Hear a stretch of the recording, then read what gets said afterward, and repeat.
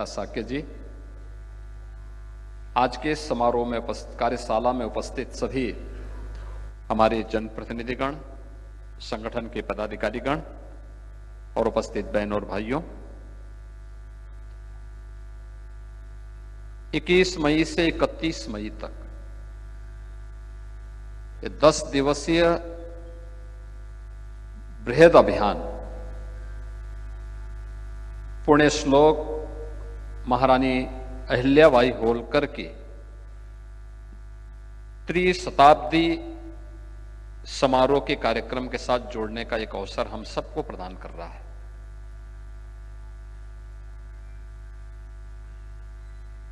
पूर्व वक्ताओं ने आपको पहले ही इसके बारे में विस्तार से बताया है कि महारानी अहिल्याबाई होलकर का योगदान भारत और भारतीयता के प्रति, सनातन धर्म, महिला स्वावलंबन के लिए किस रूप में था, यह आपके सामने उसकी एक झलक हमारे पूर्व वक्ताओं के उद्बोधन में प्राप्त हुई है। याद करना किसी व्यक्ति के बारे में या किसी महापुरुष के व्यक्तित्व की तुलना तो नहीं हो सकती, लेकिन अगर उनके कार्यों के बारे में जानना हो, उसका मूल्यांकन करना हो, तो वह बहुत आसान होता है कि उनकी शुरुआत कैसे थी। महारानी अहिल्याबाई होलकर ने सत्ता संभालने के बाद बहुत स्पष्टता के साथ उद्घोषणा की थी कि मेरा पथ धर्म का पथ है, धर्म का पथ ही न्याय का पथ है और न्याय का पथ ही हमें सर्वशक्तिमान और समर्थ बनाने में सहायक हो सकता है। और उसी भाव के साथ उन्होंने उस कालखंड में मालवा के माध्यम से सनातन धर्म की पुनर्स्थापना में अपना योगदान किया, जिनके उस विशाल और विराट व्यक्तित्व के प्रति कृतज्ञता ज्ञापित करते हुए भारत की सनातन धर्म की पवित्र परंपरा ने उन्हें पूर्ण श्लोक के रूप में सादर नमन करते हुए उनके प्रति कृतज्ञता ज्ञापित की है। याद करिए, भारत के वैदिक उद्घोष ही रहा है, धर्मो रक्षति रक्षिता, यानी अगर आप धर्म की रक्षा करेंगे तो धर्म आपकी रक्षा करेगा। और इसके साक्षात प्रतिमूर्ति कोई बनी तो महारानी अहिल्याबाई होलकर बनी। महारानी अहिल्याबाई होलकर ने इसकी शुरुआत की उस कालखंड में जब देश विदेशी आक्रांताओं के आक्रमणों से आक्रांत था, सनातन धर्म छद विछद हो चुका था या होए जा रहा था। उन स्थितियों में अपनी राजनीतिक सीमाओं का अतिक्रमण करते हुए उत्तर से दक्षिण तक, पूरब से पश्चिम तक भारत की सनातन धर्म की पहचान, भारत के हमारे पूज्य धर्मस्थलों को पुनर्स्थापना के उस महत्वपूर्ण कार्यक्रम को उन्होंने अपने हाथों में लिया। आप याद करिए, काशी विश्वनाथ मंदिर की पुनर्स्थापना का कार्य कितना कठिन रहा होगा। औरंगजेब की सत्ता और उसके तत्काल बाद कि किस प्रकार की परिस्थितियां रही होंगी। मुगल सत्ता देश के अंदर थी, उनका वर्चस्व था, लेकिन उस सब के बावजूद काशी विश्वनाथ मंदिर की पुनर्स्थापना का काम होना है और उन्होंने बेधड़क इस कार्य को वहां पर करके दिखाया। जो बाबा काशी विश्वनाथ मंदिर आज हम सबको दिखाई देता है, ये वही मंदिर है जो पुण्य श्लोका महारानी अहिल्याबाई होलकर ने 1777 से 1780 के बीच में स्थापित किया था। केदारनाथ धाम का मंदिर आपने देखा होगा। केदारनाथ धाम में अनेक प्राकृतिक आपदाएं आई, 2012-13 में भी आई थी, लेकिन मंदिर अजेय बना रहा। आप याद करिए, आज भी वहां का रास्ता, वहां का मार्ग अत्यंत दुर्गम है, लेकिन उस कालखंड में उस मंदिर को बनाना, उसको एक भव्य रूप देना। सोमनाथ का मंदिर याद करिए, सोमनाथ के मंदिर में सबसे पहला आक्रमण भारत के अंदर किसी एक मंदिर पे हुआ था, और गजनी से आया हुआ लुटेरा मोहम्मद गजनवी ने जिस मंदिर को छत विक्षत किया था, वह सोमनाथ का मंदिर था। 1000 वर्ष पहले उस मंदिर को क्षतिग्रस्त करने के बाद वहां पर फिर से भगवान सोमनाथ की मंदिर की पुनर्स्थापना हो, यह संकल्प उस कालखंड में किसी ने लिया था, तो मालवा की महारानी अहिल्याबाई होलकर ने लिया था। याद करिए, आप सुदूर रामेश्वरम में जाएंगे, वहां पर भी आपको वह दृश्य देखने को मिलेगा। यानी अनेक ऐसे स्थलों का पुनरुद्धार करने का कार्य, उन्हें नया जीवन देने का कार्य, जो सनातन धर्म की पहचान थी, उस सनातन धर्म को पहचान दिलाने का काम एक और उन्होंने बिना किसी भय के, बिना किसी परवाह के, मालवा राज्य की सीमा का अतिक्रमण करते हुए देश के अंदर सनातन धर्म की पुनर्स्थापना के लिए बृहत्तर भारत में उस कार्य को उन्होंने बिना किसी परवाह के करने का कार्य उस कालखंड में किया।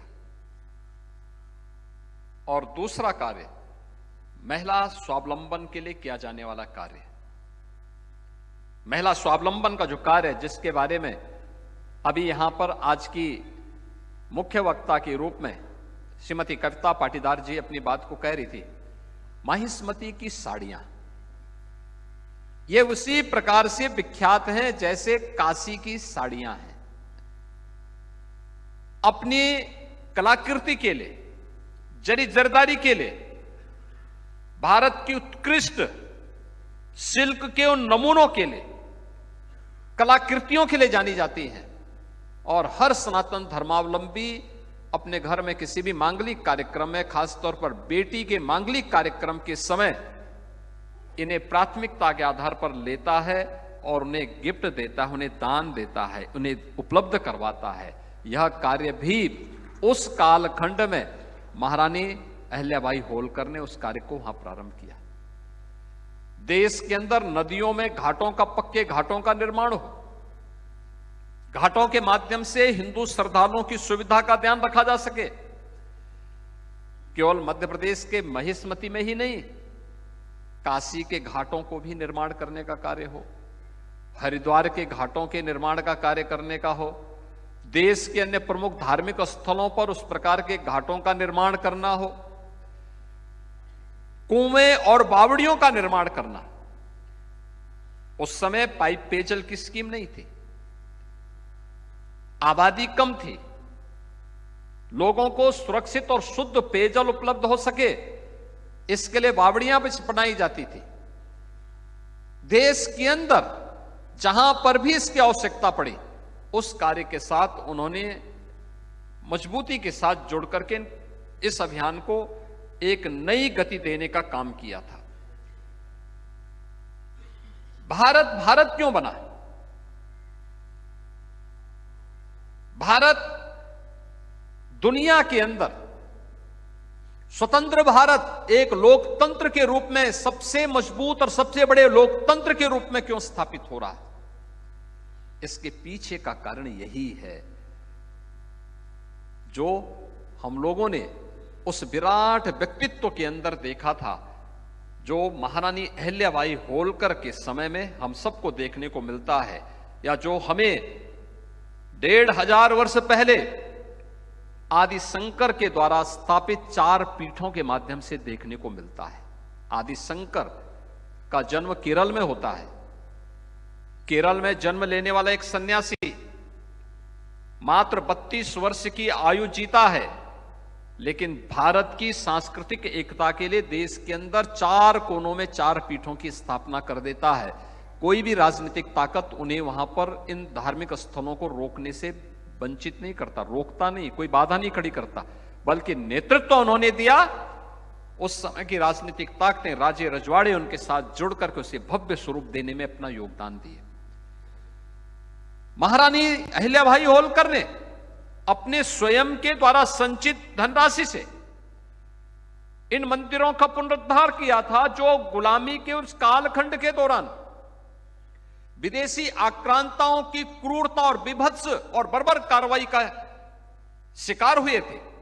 उन सब की उनकी पुनर्स्थापना करने के लिए उन्होंने उस कालखंड में जिस भाव के साथ इस अभियान को अपने हाथों में लिया, आज उसी का परिणाम है जब काशी विश्वनाथ मंदिर को एक भव्य स्वरूप काशी विश्वनाथ धाम के रूप में पुनर्स्थापित करने का कार्य प्रधानमंत्री मोदी जी के कर कमलों से प्रारंभ हुआ। 13 दिसंबर 2021 को तब प्रधानमंत्री मोदी जी ने इस बात का उल्लेख किया था। उस समय भी उल्लेख किया था कि महारानी अहिल्याबाई होलकर ने जो कार्य सैकड़ों वर्ष पहले काशी में करके दिखाया था, आज ये उसी की कड़ी का एक विस्तार है। यह महारानी अहिल्याबाई होलकर के प्रति हमारी विनम्र श्रद्धांजलि है, उनकी स्मृतियों को हमारा एक विनम्र नमन है, क्योंकि उस कालखंड में देश गुलाम था, विदेशी आक्रांताओं से देश छत-बिछत था, लेकिन उस कालखंड में बिना किसी भय के, बिना किसी प्रवाह के सनातन धर्म की पुनर्स्थापना के जिस बृहत्तर अभियान को, जिस पवित्र अभियान को उन्होंने अपने हाथों में लिया था, वह पवित्र अभियान सार्थक रूप से आगे बढ़ता हुआ दिखाई दिया। और उसी कड़ी को स्वतंत्र भारत में कभी लौह पुरुष सरदार वल्लभ भाई पटेल ने सोमनाथ के मंदिर के पुनरुद्धार के माध्यम से किया, और उसी कार्यक्रम को प्रधानमंत्री मोदी जी ने इस 21वीं सदी के पूर्वार्ध में ही काशी विश्वनाथ धाम को भव्य स्वरूप दे करके अयोध्या में राम जन्मभूमि पर भगवान राम के भव्य मंदिर को निर्माण करा करके एक नई अयोध्या का दर्शन करवा करके आज एक श्रृंखला आगे बढ़ती भी जा रही है। अब आप जाकर के देखते हैं कि मां विंध्यवासिनी धाम का एक भव्य स्वरूप, अनुमान करिए महाकुंभ का आयोजन इस बार प्रयागराज में हुआ था, और महाकुंभ के इस आयोजन में देश और दुनिया का कोई भी ऐसा सनातन धर्मावलंबी ही नहीं, बल्कि अन्य जिज्ञासु भी, जिनके मन में कुछ अच्छा देखने करने की हमेशा एक भाव रहते हैं, उन सभी लोगों ने प्रयागराज में आकर के मां गंगा, मां यमुना और मां सरस्वती की त्रिवेणी में डुबकी लगा करके पुण्य के वे भागीदार भी बने, और उन्होंने वह भव्य और विहंगम दृश्य देखा है महाकुंभ का, जो सनातन धर्म की एक झांकी को प्रस्तुत करता हुआ दिखाई दे रहा था। लेकिन महाकुंभ में आने वाला श्रद्धालु इस भाव के साथ कि हम प्रयागराज जाएंगे, महाकुंभ का स्नान के पुण्य भागीदार तो बनेंगे ही, लेकिन हमें यहां से अयोध्या और काशी भी जाना है, हमें नैमिषारण्य भी जाना है। आप याद करिए, अगर काशी, अयोध्या, नैमिषारण्य या चित्रकूट में उस प्रकार की सुविधा समय रहते हुए नहीं दी गई होती, क्या हाल होते, किस प्रकार की स्थितियां हुई होती। देश के अंदर पहली बार देखने को मिला, सुदूर दक्षिण से, तमिलनाडु से, केरल से, कर्नाटक से, आंध्र प्रदेश से, तेलंगाना से, पूर्वोत्तर के राज्यों में अरुणाचल से, मणिपुर से, मेघालय से, मिजोरम से, उत्तर में जम्मू कश्मीर से, हिमाचल से, और नेपाल और भूटान से भी, दुनिया के 100 से अधिक देशों से आने वाला श्रद्धालु और पर्यटक इस बात का साक्षी बना है कि महाकुंभ के बहाने उसे अयोध्या और काशी के दर्शन करने का भी सौभाग्य प्राप्त हुआ। और भव्य स्वरूप देख करके, जब ये भव्य स्वरूप देख रहा था, जब कोई भी काशी विश्वनाथ धाम में आता है, दर्शनार्थ कर आता है, तो वह महारानी अहिल्याबाई होलकर के प्रति अपनी कृतज्ञता ज्ञापित करने से नहीं चूकता, वहां जरूर आता है। आज जब हम महिला सशक्तिकरण की बात करते हैं और प्रधानमंत्री मोदी जी के द्वारा महिला सशक्तिकरण के लिए किए जाने वाले कार्यक्रमों की श्रृंखला को आगे बढ़ाने की बात आती है, तो नारी शक्ति वंदन अधिनियम के साथ साथ लखपति दीदी का अभियान भी उसी कड़ी का एक हिस्सा है, जो महिला स्वावलंबन का एक नया उदाहरण है। महिला स्वयंसेवी समूह के माध्यम से 1 करोड़ महिलाएं आज प्रदेश भर में सशक्तिकरण की एक नई गाथा को आगे बढ़ाने का काम कर रही है। मुख्यमंत्री कन्या सुमंगला योजना के माध्यम से बेटी के जन्म लेने से लेकर के स्नातक तक की पढ़ाई और मुख्यमंत्री सामूहिक विवाह योजना के माध्यम से बेटी की शादी दहेज मुक्त शादी हो और सामूहिक रूप से इस कार्यक्रम में पूरा गांव और पूरा समाज उस कार्यक्रम का हिस्सा बने, एक गरीब की बेटी के हाथ भी पीले हो सके, इस दृष्टि से सरकार स्वयं कन्यादान करने के लिए उन कार्यक्रमों का हिस्सा बनती है। ये नारी सशक्तिकरण और स्वावलंबन के कुछ उदाहरण है।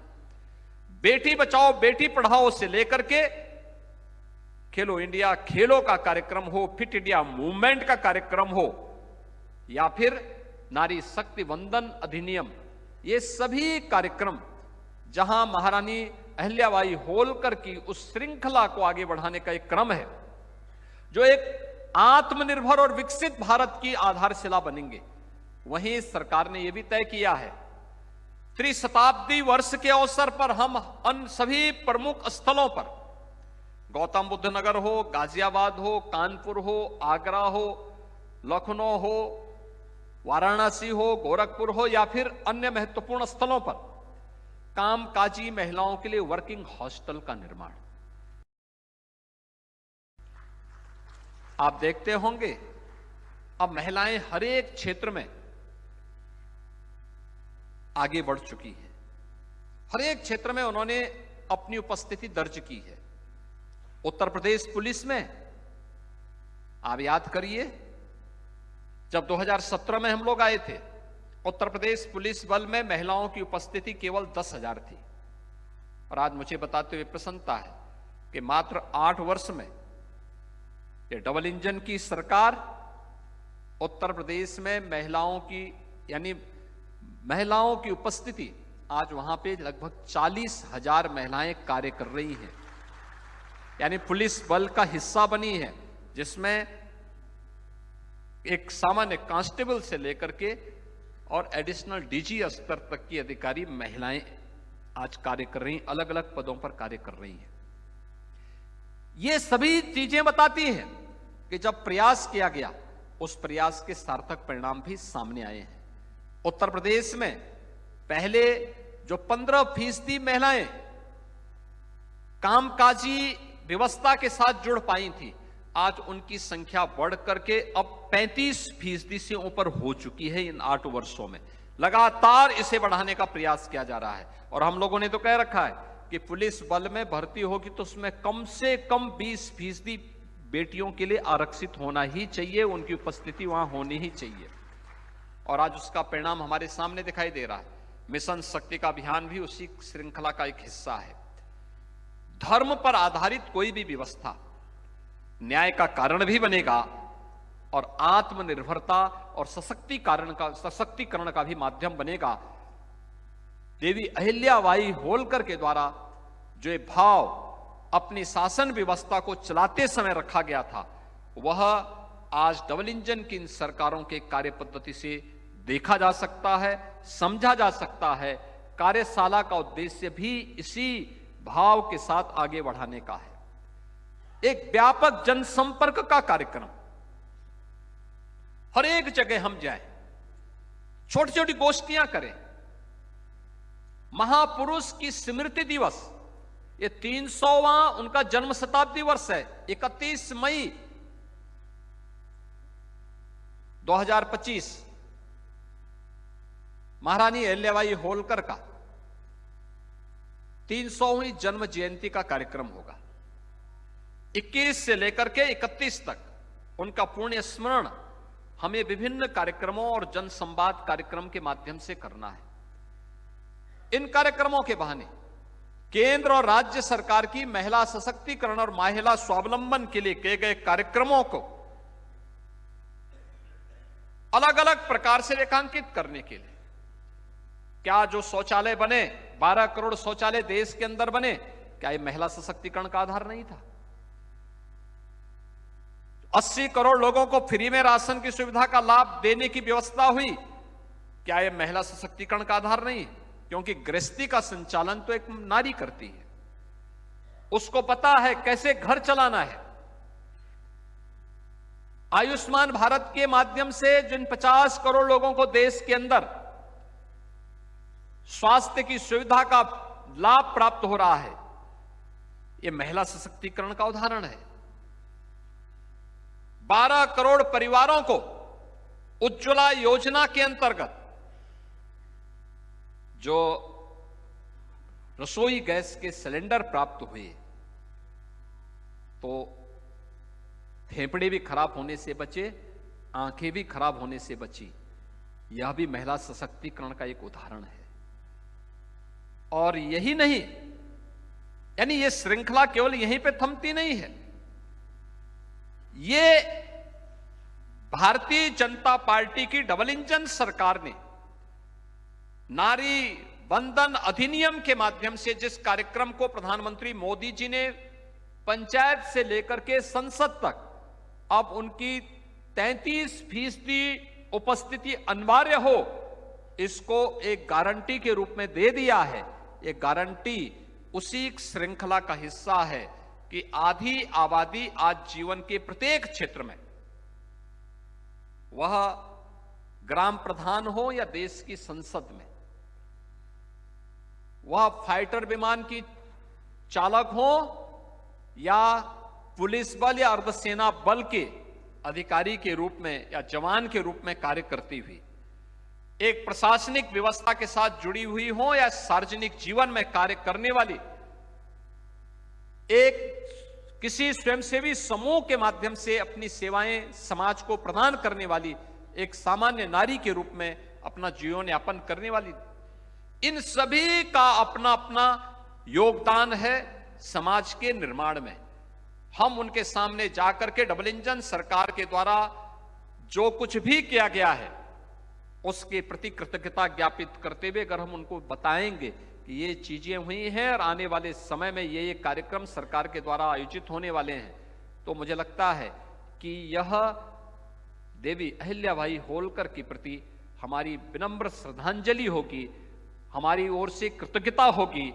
और यह भारतीय जनता पार्टी इस अभियान को पूरे देश के अंदर ली है।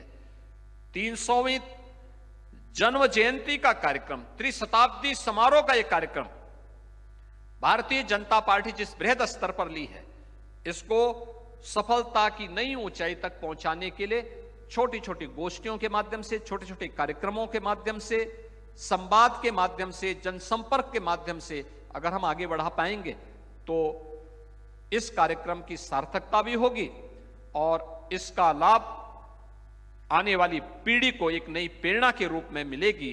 क्योंकि महापुरुष का जो आदर्श होता है वह नई पीढ़ी के लिए एक प्रेरणा होती है, उसे आगे बढ़ने के लिए एक नई प्रेरणा होती है।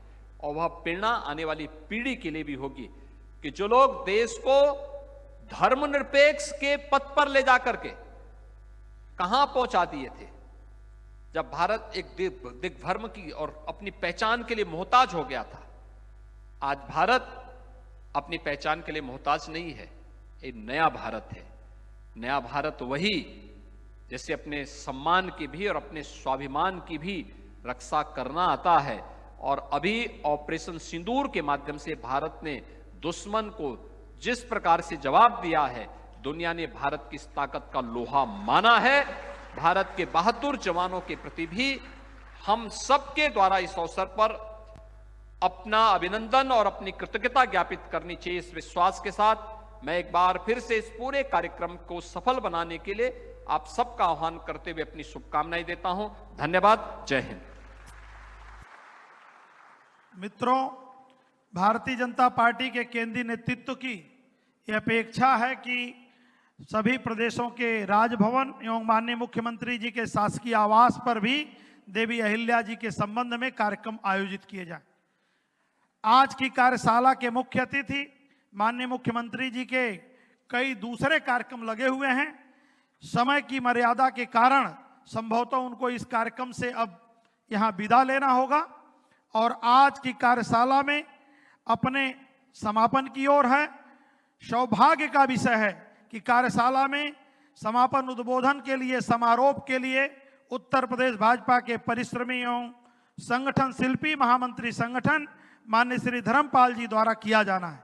मैं माननीय धर्मपाल जी से अनुरोध करता हूं कि आज की कार्यशाला में आगामी करनी कार्यों के विषय में हम सभी कार्यकर्ताओं का पाथेय प्रदान करने की कृपा करें। माननीय धर्मपाल जी।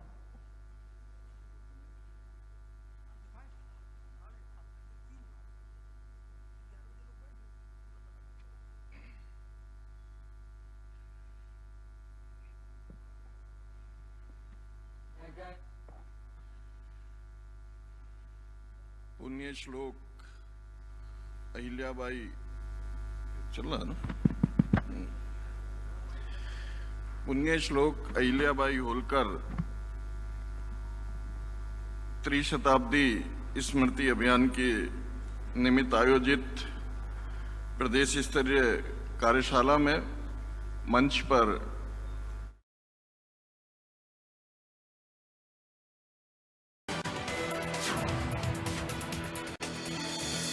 बड़ी खबर आपको बता रहे हैं। अहिल्याबाई होलकर के जन्म शताब्दी को अहिल्याबाई के जीवन पर कार्यशाला।